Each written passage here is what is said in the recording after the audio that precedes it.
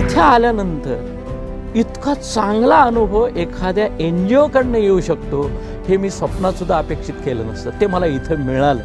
मला हेच कळलेलं नाही अजूनपर्यंत की इथली माणसं स्वच्छतेला येतात कधी, ते झोपतात कधी, ते सगळं काम करतात कधी. 20-20, 25-25 हजार लोकांचं जेवण बनवणं, त्यांच्यासाठी सगळी स्वच्छता ठेवणं, ह्या गोष्टी फार अवघड आहेत. अशी कुठली संस्था सध्या तरी जगाच्या पातळीवर असेल असं मला वाटत नाही.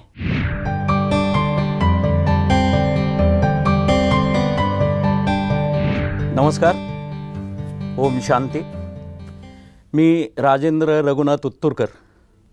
मी खरं म्हणजे भारतीय विद्यापीठाच्या जवाहरलाल नेहरू तंत्रनिकेतनमध्ये प्राचार्य म्हणून काम करतो आहे. म्हणजे एका वृक्ष क्षेत्रामध्ये आम्ही काम करतो असं म्हणलं तर वावगं ठरू नये.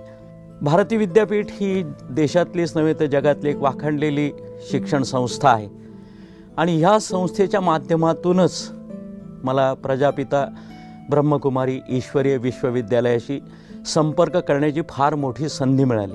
म्हणजे आमच्या प्रथम वर्षामध्ये प्रवेश घेणाऱ्या मुलांना दरवर्षी आम्हाला stress management, life management, life skills, personality development अशा अनेक जे विषय हे इंजिनिअरिंगचे विषय समजले जात नाहीत अशा विषयांच्यावर मुलांना ज्ञान द्यावं लागतं.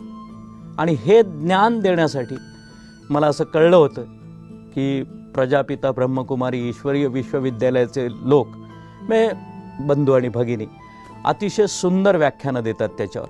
आणि त्यानुसार आमच्या धनकवडी इथल्या विश्व परिवर्तन भवन म्हणून आमचं एक सेंटर आहे, तिथलं अतिशय सुंदर सेंटर आहे. त्या ठिकाणी मी ज्यावेळेला संपर्क केला 10-12 वर्षापूर्वीपासून, तेव्हा कुठल्याही प्रकारचा संकोच न करता, कुठल्याही प्रकारचा अभिनिवेश न दाखवता या सगळ्या मंडळींनी आमच्या कॉलेजमध्ये येण्याची अनुमती दिली. आणि तेव्हापासून हे सगळे लोक म्हणजे सुलभा दिदी असतील, आरती दिदी असतील, सचिनभाई असतील, हे सगळे लोक आमच्या कॉलेजमध्ये येतात.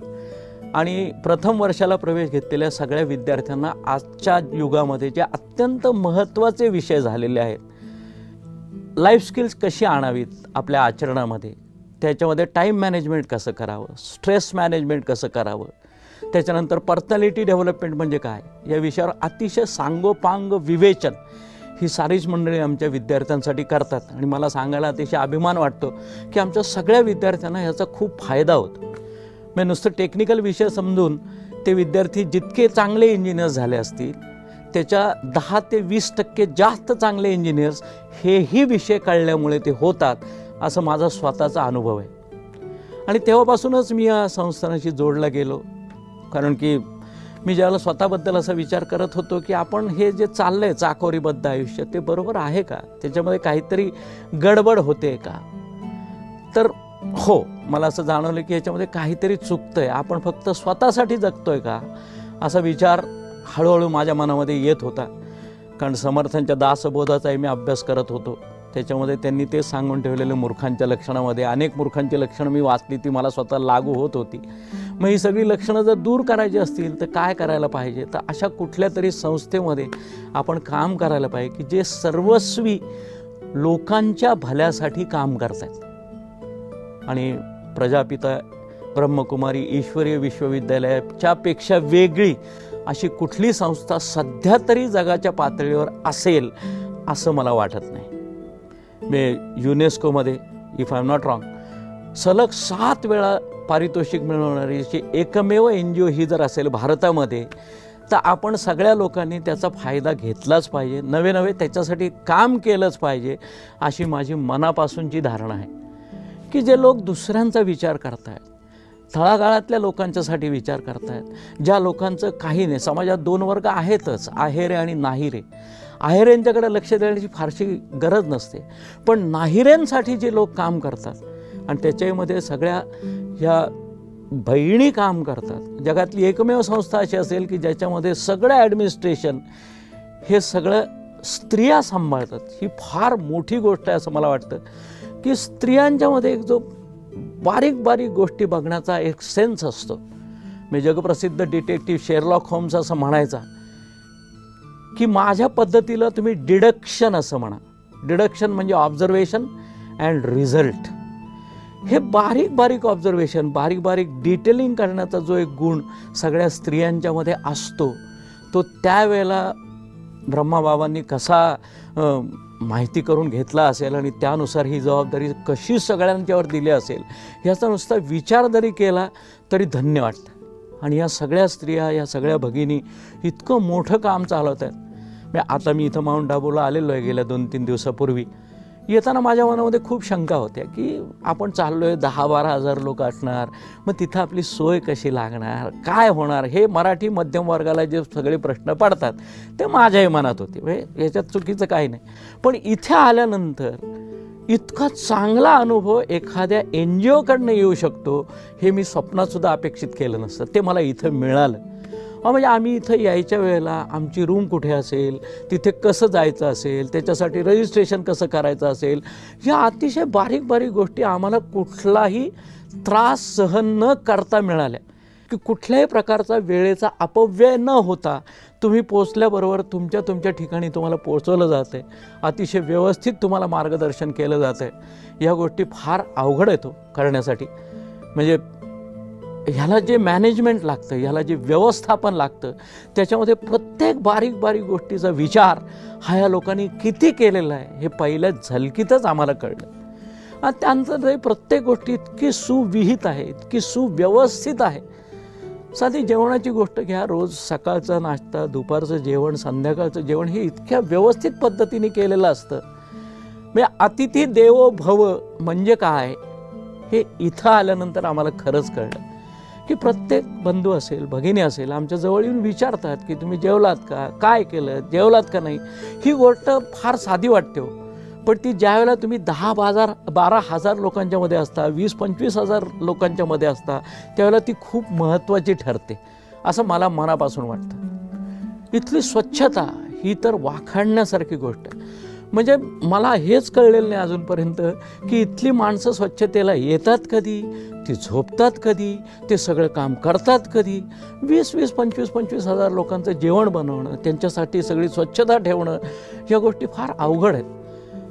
म्हणजे UN संघ ज्या वेळेला 11व्या शतकामध्ये भारतात आलेला होता त्यावेळेला त्याने असं निरीक्षण मांडून ठेवलेलं आहे की सार्वजनिक स्वच्छतेबाबत जगातला सगळ्यात घाणेरडा माणूस म्हणजे भारतीय.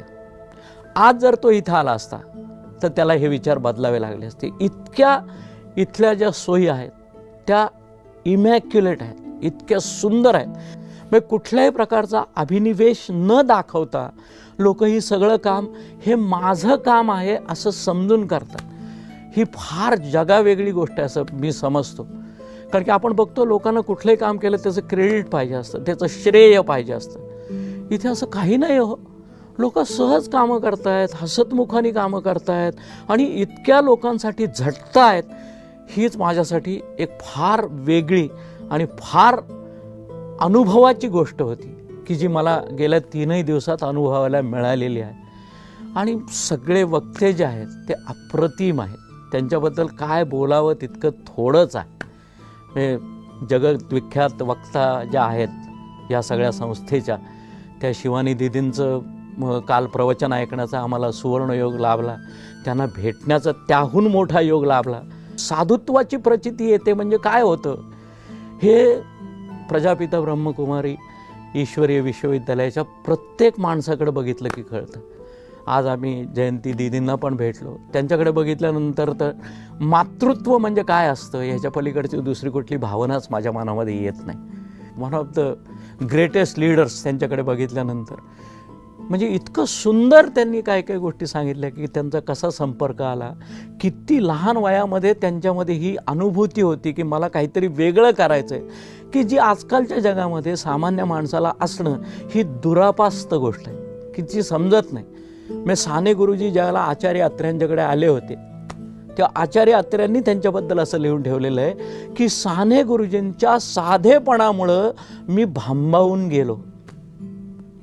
आचार्य अत्रे म्हणजे 6 फुटी उंच निंच धिप्पाड माणूस. हीच अनुभूती इथल्या प्रत्येक बंधू आणि भगिनींच्याकडे बघताना आम्हाला येते. इतका साधेपणा असतो पण तो इतका सहजपणे आलेला असतो की त्यांच्याशी संवाद साधताना, त्यांच्याशी करताना असं वाटत राहतं की आपण नाही त्या गोष्टींचा बाऊ करतोय, आपण काहीतरी चुकीच्या गोष्टींचा बाऊ करतोय.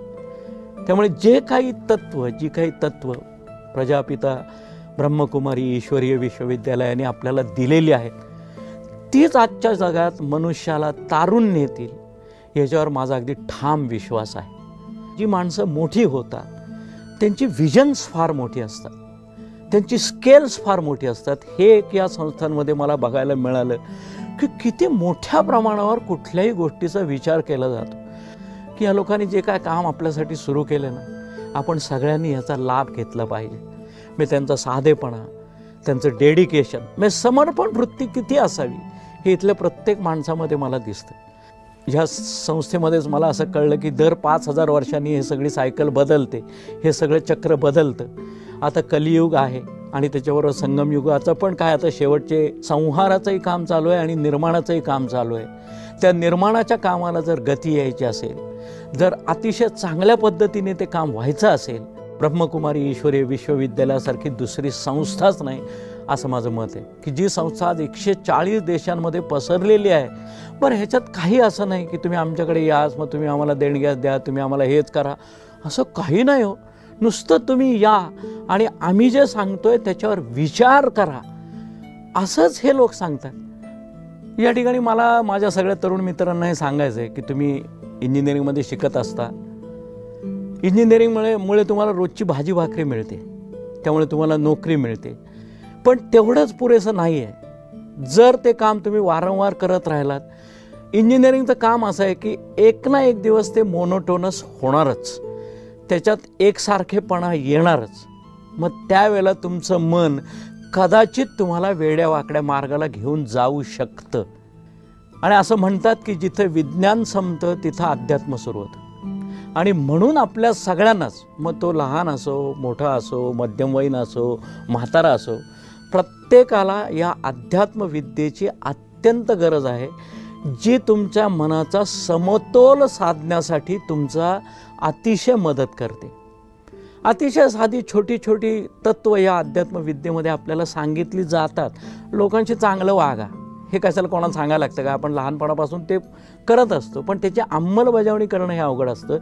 ते तुम्हाला जर तुम्ही अशा एखाद्या संस्थेशी जोडला गेलात, प्रजापिता ईश्वरीय ब्रह्मकुमारी विश्वविद्यालयासारख्या, तर तुम्हाला खूप चांगल्या पद्धतीने, खूप सोप्या पद्धतीने तुम्हाला ते समजेल। शेवटी कोणीतरी असं म्हटलेलं की विद्यार्थी कसा असावा की त्याचं वाचणे सुंदर, लिहिणे सुंदर, बोलणे सुंदर आणि चालणे सुंदर असेल तर तो चांगला विद्यार्थी।